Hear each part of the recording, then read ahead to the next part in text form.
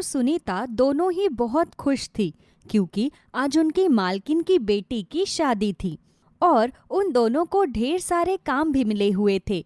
लेकिन इस बीच उन्हें खुशी थी कि आज वो भी बहुत टाइम बाद शादी का खाना खाने वाली थी।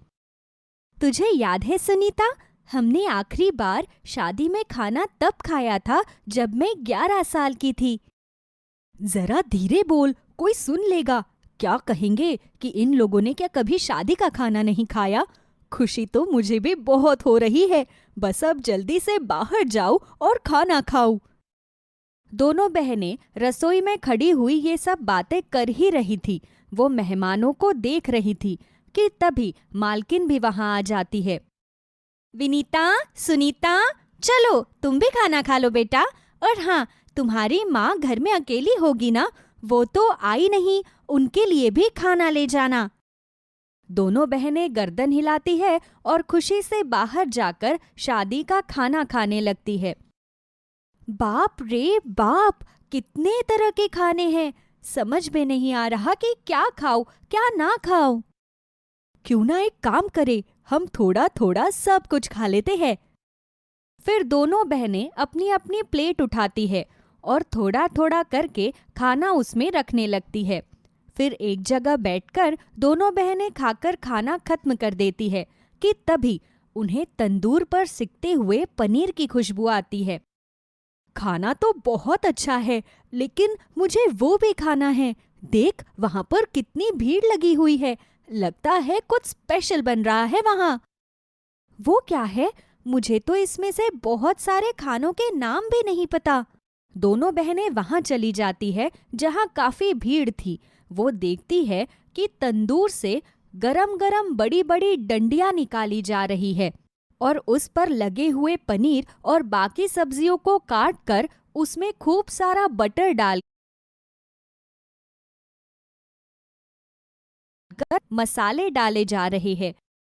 भैया, पनीर टिक्की में चटनी थोड़ी ज्यादा देना। अच्छा, तो इसका नाम पनीर टिक्का है।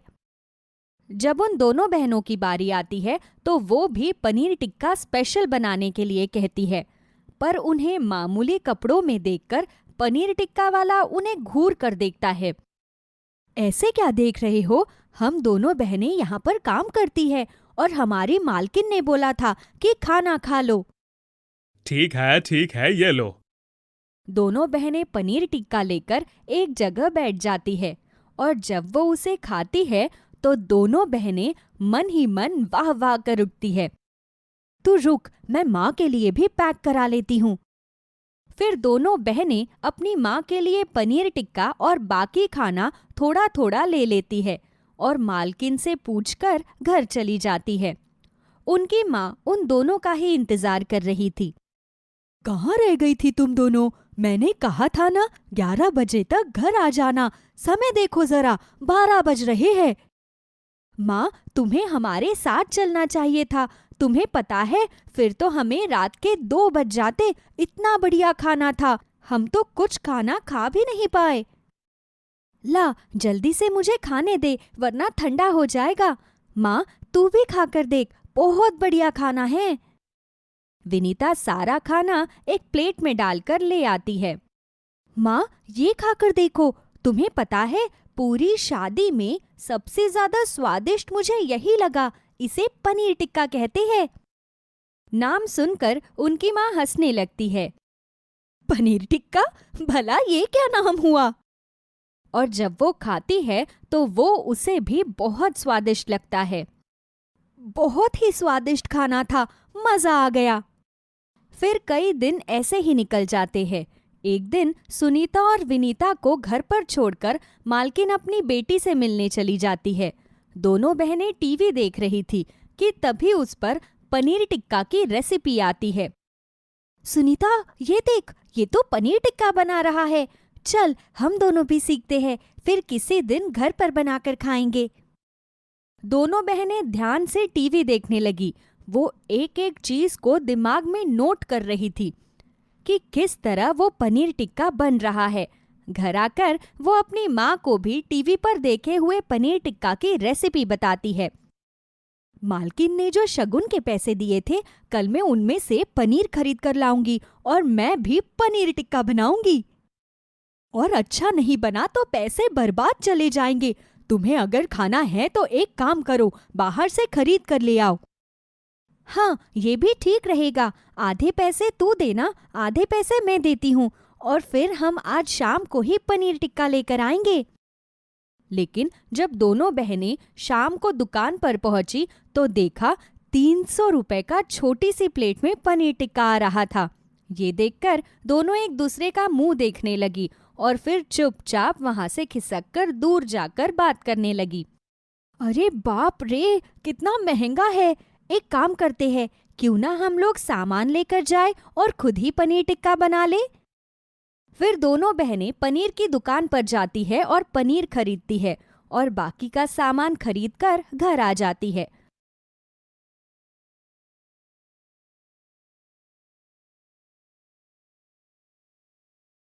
I get all my favorite beauty products from Nykaa, India's leading beauty destination. हाय, क्या आपको पता है कि आप हर साल अपने म्यूचुअल फंड्स पे 0.5 to 1% एक्स्ट्रा रिटर्न्स। क्या कहा? 300 रुपए की प्लेट? हे भगवान, कितनी महंगाई हो गई है। माँ, तू हर बार भगवान को ही क्यों परेशान करने लगती है? कितनी महंगाई हो गई है। महंगाई नहीं हुई है, हमारी जेब में इतने पैसे ही नहीं होते हैं। पर तू बिल्कुल भी चिंता मत कर, हम लोग बहुत मेहनत से पनीर टिक्का बनाएंगे। आज तो कुछ स्पेशल ही खाएंगे।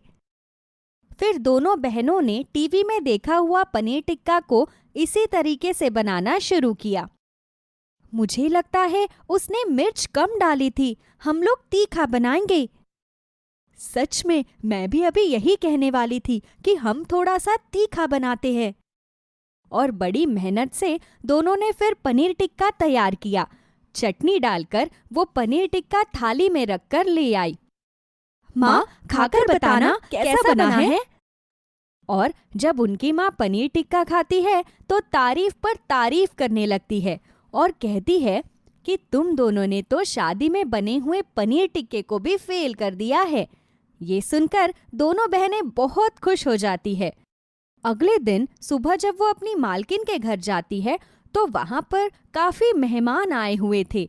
उनकी मालकिन फोन पर पनीर टिक्का की ऑर्डर कर रही थी कि तभी दोनों बहनें जाकर कहती है, मालकिन, हम भी बहुत अच्छा पनीर टिक्का बनाती है। आप सारा सामान मंगा लीजिए, देखना हम कितना अच्छा पनीर टिक्का बनाएंगी। क्या तुम दोनों सच कह रही हो? ये तो बहुत अच्छी बात है, वरना मुझे बहुत सारी प्लेट का ऑर्डर देना था। ठीक है, तुम शामू को कहकर सामान लिखवा दो, वो जाकर सामान ले आएगा। फिर पनीर टिक्का का सारा सामान आ जाता है। दोनों बहनें कल रात ही अपने घर में बने हुए पनीर टिक्का की तरह वो सारा पनीर टिक्का तैयार कर देती है। मेहमानों को जब वो खाने के लिए दिया जाता है तो सब लोग बहुत तारीफ करते हैं। मुझे नहीं पता था कि तुम दोनों इतना अच्छा पनीर टिक्का बना लेती हो। तुमने तो मेरा मन ही जीत लिया है। ये तो स्पेशल पनीर टिक्का है। इस बात का तो तुम दोनों को इनाम मिलना चाहिए। फिर मालकिन अपने पर्स में से 500 रुपए निकालकर दोनों बहनों को दे देती है। वाह भाई, मजा आ गया। क्या चटपटा पनीर टिक्का था और कितना बढ़िया सिका हुआ था। मैं कहता हूँ गारंटीड ये बहुत चलेगा। बस करो भाई, तुम दोनों तो मेरी विनीता और सुनीता को यहाँ से निकालने में लगे हुए हो। फिर मुझे इनके हाथ का बढ़िया खाना कैसे मिलेगा? ये सुनकर दोनों बहनें खुश हो जाती है। लेकिन मेहमानों के जाने के बाद भी उनकी मालकिन के दिमाग में यही बातें घूम रही थी कि दोनों बहनों को अपनी दुकान खोल लेनी चाहिए। मालकिन दोनों बहनों को आवाज लगाकर अपने पास बुलाती है। तुम दोनों ने सचमुच में बहुत अच्छा पनीर टिक्का बनाया और उसी से मुझे ख्याल आया कि क्यों ना मैं भी अपना काम शुरू करूं और तुम दोनों बहनें मेरी पार्टनर्स बनो।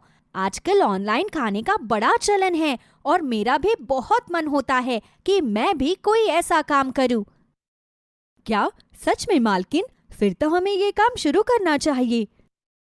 फिर उनकी मालकिन बहुत सारी जानकारी इकट्ठा करती है और अपने ही घर से क्लाउड किचन शुरू करती है, जिसमें केवल पनीर टिक्का ही ऑर्डर किया जा सकता था। तैयार हो जाओ पार्टनर। तुम्हें पता है, मैंने अपने सभी दोस्तों को बोल दिया है कि वो लोग मुझे ऑर्डर करे और रेटिंग दे। जैसे ही हमारी रेटिंग बढ़ेगी, हमें बहुत सारा काम मिलेगा और इस तरह मुझे और तुम्हें कुछ इंटरेस्टिंग करने को मिलेगा। और फिर मालकिन के कुछ दोस्त, कुछ फैमिली वाले लोग उन्हें ऑर्डर करते हैं और पहले विनीता और सुनीता लोगों के लिए इसी तरह पनीर टिक्का बनाती है और उन्हें खूब सराहना भी मिलती है। धीरे धीरे उनका काम बढ़ने लगता है। बहुत बढ़िया, तुम दोनों बहनों ने बहुत बढ़िया काम किया है। ये लो, इस महीने की सैलरी के साथ साथ ये तुम्हारी स्पेशल पनीर टिक्का की कमाई है। दोनों बहनें जब पैसे गिनती है तो अपनी मालकिन की तरफ हैरानी से देखती है। इतना हैरान होने की कोई जरूरत नहीं है। मुझे नहीं पता था कि हमारा काम इतना जल्दी पॉपुलर हो जाएगा, लेकिन तुम दोनों के स्पेशल पनीर टिक्का की तो बात ही कुछ और है। मैं तो केवल सब कुछ संभालती हूँ, बनाती तो तुम दोनों ही हो। इसलिए मुझे लगा कि तुम्हारा हिस्सा मेरे से ज्यादा होना चाहिए। मेम साहब, आप बहुत अच्छी है। घर आकर वो सारे पैसे अपनी माँ को दे देती है। उनकी माँ बहुत खुश होती है और उन्हें खूब सारा आशीर्वाद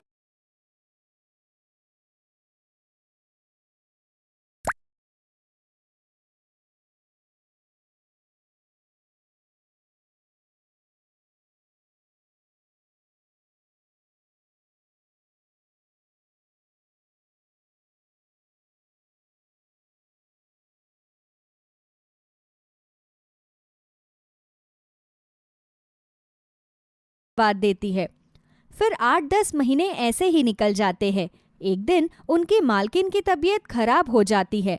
उन्हें डॉक्टर देश से बाहर जाकर इलाज करने के लिए कहते हैं और ये सुनकर वो दोनों बहनों को अपने पास बुलाती है। विनीता, सुनीता, मुझे इलाज के लिए देश से बाहर जाना है, लेकिन मैं नहीं चाहती कि ये काम बंद हो। इसलिए आज से इस पूरे काम की जिम्मेदारी तुम्हारी है और आज से ये काम भी तुम्हारा ही है। मैं तुम्हें सब कुछ समझा दूंगी। तुम अब अपने घर से काम करना, क्योंकि यहाँ पर अब बस शामू देखभाल करने के लिए रुकेगा। फिर वो दोनों बहनों को ऑर्डर लेना सिखाती है और कैसे बात करना है वो भी सिखाती है। उसके बाद वो विदेश चली जाती है और अब दोनों बहनें मालकिन के दिए हुए लैपटॉप पर ऑर्डर लेती और उन्हें तैयार कर भिजवा देती। और इसी बीच उन दोनों बहनों ने सब जगह पोस्टर भी लगवा दिए कि वहाँ पर पनीर टिक्का मिलता है। अब वो ऑर्डर्स के अलावा आने वाले लोगों के भी ऑर्डर लेने लगी। सचमुच में वक्त बदलते देर नहीं लगती। कहाँ हम लोग कितने परेशान रहते थे अपनी गरीबी के कारण, लेकिन आज तुम दोनों बहनों ने दिखा दिया, अगर सोचा जाए तो क्या नहीं हो सकता। और इस तरह दोनों बहनों ने अपने स्पेशल पनीर टिक्का बेच कर अपनी आर्थिक हालत को बहुत ही बेहतर बना लिया। अब उनके पास अपना काम था, अपना बिजनेस था, जिसे वो जितना चाहे उतना बढ़ा सकती थी। सारा ग्राउंड लोगों की भीड़ से खचाखच भरा हुआ था। वहां एक प्रतियोगिता का आयोजन किया गया था, जिसमें फर्स्ट प्राइज जीतने वाली दो बहनें सुमन और कुसुम को लोगों ने घेर रखा था। आपने जो नूडल्स बनाए थे वो सब बिल्कुल अलग और लाजवाब थे। अगर आप दोनों बुरा ना मानो तो क्या आप मुझे गार्लिक नूडल्स की रेसिपी दे सकती हो? मेरे बेटे को वो बहुत पसंद आई। जितने लोग उतनी बातें। सुमन और कुसुम दोनों फर्स्ट प्राइज जीतकर बहुत खुशी महसूस कर रही थी, लेकिन यहां तक का उनका सफर बेहद मुश्किल भरा था। वो दोनों अनाथ बहनें थीं। उनके माता पिता का एक हादसे में निधन हो गया था। माता पिता के मरने के बाद उनके रिश्तेदारों ने उनसे मुंह फेर लिया। उस समय दोनों बहनें 9वीं कक्षा में पढ़ती थी।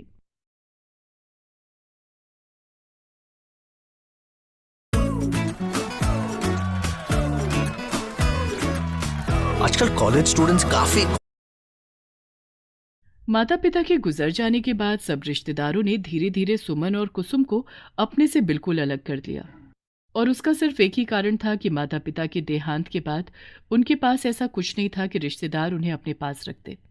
ले देकर एक छोटा सा घर था और बचत के नाम पर कुछ भी नहीं।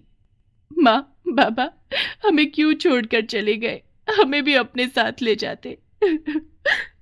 चुप हो जा सुमन, चुप हो जा। ऐसा उल्टा सीधा कुछ भी मत बोल। हम दोनों हैं ना, एक दूसरे के साथ हम एक दूसरे को संभाल लेंगे। कैसे संभाल लेंगे? अभी हम छोटे हैं और हमें तो कोई काम भी नहीं देगा, और पढ़ाई कैसे करेंगे? हमारी फीस कौन भरेगा? सुमन के सवाल सुनकर कुसुम चुप हो जाती है और कुछ दिन दोनों बहनें इसी तरह अपना गुजारा कर लेती हैं।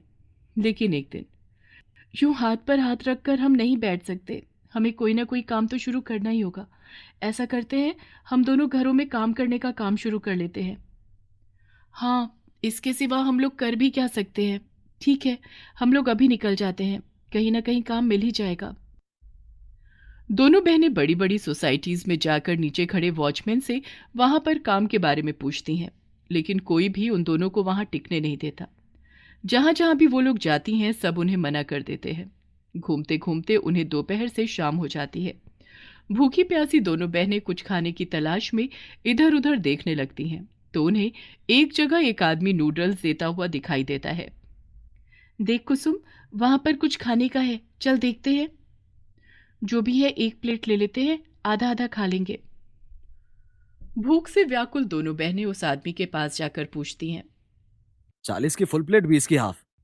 दोनों बहनें ध्यान से देखती हैं कि वो नूडल्स थे। जब वो दोनों बहुत छोटी थी, तभी एक बार उनके बाबा ने उन्हें मेले में खिलाया था। उसके बाद उन्होंने कभी भी इसे नहीं खाया था। भूख में तो सब कुछ अच्छा लगता है, इसलिए वो हाफ प्लेट ले लेती हैं और वहीं पड़े हुए एक टेबल पर बैठकर खाने लगती हैं। ये तो बहुत ही स्वादिष्ट है। हाँ, याद आ रहा है, एक बार बाबा के साथ मेले में खाया था। सचमुच में ये तो बहुत ही टेस्टी है। और देख रही हो यहाँ पर लोगों की भीड़। जमाना बदल रहा है, लोगों को ऐसी चीजें ही अच्छी लगती हैं। याद है तुझे हमारी क्लास की वो अमीर लड़की शिल्पा, जो रोजाना कुछ कुछ अलग अलग चीजें लेकर आती थी? हम सब कैसे ललचाई आंखों से उसका टिफिन देखते थे। कुसुम की बात सुनकर सुमन हंसने लगती है। क्यों ना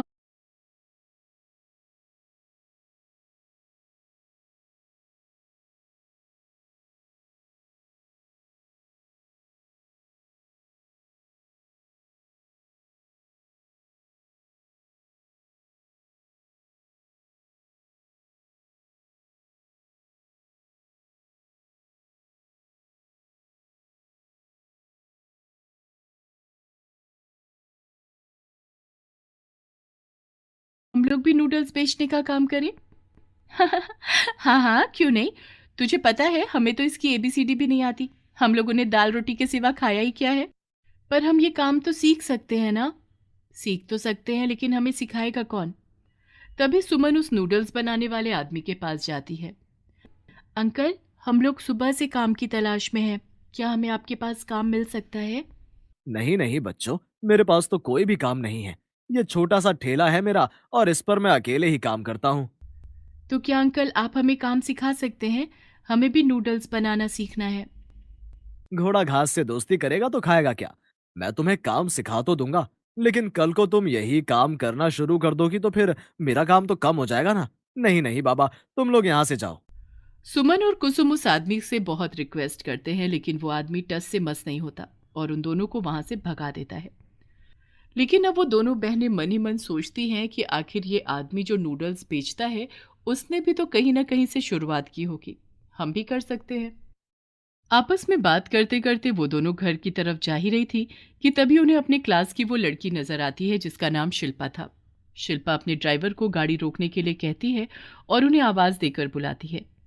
सुमन, कुसुम, तुम दोनों स्कूल क्यों नहीं आ रही हो? हमारे माता पिता दोनों का एक हादसे में निधन हो गया है। हम लोगों को पढ़ाने वाला और कोई भी नहीं है। कौन हमारी फीस भरेगा और हमारे खर्चे देखेगा? इसलिए हम लोगों ने पढ़ाई छोड़ दी है। अरे, ये सब कब हुआ? ये तो बहुत बुरा हुआ। मेरा घर यहीं पास में है, और तुम दोनों चलो, हम लोग वहीं थोड़ी देर बैठकर बात करते हैं। सुमन और कुसुम पहले तो मना करते हैं, लेकिन शिल्पा के बहुत कहने पर वो गाड़ी में बैठ जाते हैं और शिल्पा के घर जाकर, तुम्हारे माता पिता का सुनकर बहुत दुख हुआ बच्चों। भगवान पर भरोसा रखो, सब अच्छा हो जाएगा। तुम लोग बातें करो, मैं तुम लोगों के लिए खाने पीने के लिए कुछ लाती हूँ। हेयर रिमूवल क्रीम चूज करते वक्त don't go for offers and deals, क्योंकि उनके साथ फ्री मिलते हैं बैक केमिकल स्मेल, रेडनेस। अब तुम दोनों क्या करोगी? हम दोनों काम की तलाश में हैं, लेकिन कोई भी हम दोनों को काम नहीं दे रहा। तभी हम लोगों को भूख लगी और हमने एक जगह नूडल्स खाए। हम सोच रहे हैं क्यों ना हम लोग भी वही बनाकर बेचें। हाँ हाँ, क्यों नहीं, अपना काम करने में भला शर्म कैसी है। वो तो ठीक है शिल्पा, लेकिन हमने उस आदमी को बोला कि वो हमें काम सिखा दे, लेकिन उसने मना कर दिया। और अब क्या बताएं, हमें तो नूडल्स का ABCD भी नहीं आता। तभी शिल्पा की माँ वहां पर उन लोगों के लिए खाने पीने का सामान लेकर आती हैं और वो कुसुम की बात सुनकर बोलती हैं, नूडल्स बनाना कोई बहुत बड़ी बात नहीं है, वो तो मैं तुमको सिखा दूंगी। बस तुम्हें पता होना चाहिए कि कितनी क्वांटिटी में और कैसा टेस्टी बनाना है। सच में आंटी, आप हमें सिखा सकती हैं? हाँ, मैं तुम्हें सिखा सकती हूँ, क्योंकि मैंने खाना बनाने का कोर्स किया हुआ है और मैं अलग अलग तरह के बहुत सारे खाने बनाना जानती हूँ। बेफिक्र रहो, मैं तुम दोनों को नूडल्स बनाना सिखा दूंगी और मैं तुम्हारी मदद भी करूंगी। अपने आप को अकेला मत समझना बच्चों। ये सुनकर सुमन और कुसुम खुश हो जाती हैं और अगले दिन आने का बोलकर वो दोनों घर चली जाती हैं। रात को जब वो लेटी हुई थी तब उनकी आंखों में बहुत सारे रंग बिरंगे सपने थे। अगले दिन दोनों बहनें शिल्पा के घर पहुंच जाती हैं, जहां उसकी मां ने पहले से तैयारी करके रखी हुई थी। सुमन और कुसुम जब उनकी रसोई में जाती हैं तो देखती हैं वहां पर नूडल्स रखे थे और बहुत सारी सब्जियां रखी थी और कुछ मसाले रखे थे। देखो बच्चों, सबसे पहले समझने की ये बात है कि ये हमारे इंडिया का खाना नहीं है, इसलिए इसके मसाले भी अलग तरीके के होते हैं।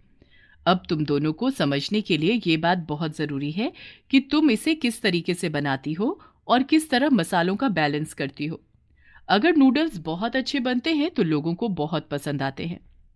दोनों बहनें ध्यान से उन्हें पहले काम करते हुए देखती हैं कि किस तरह उन्होंने नूडल्स को पहले बॉईल किया और किस तरीके से उन्होंने सब्जी काटी, फिर किस तरह उन्होंने एक कढ़ाई लेकर उसमें उन सब चीज़ों को मिक्स करना शुरू किया।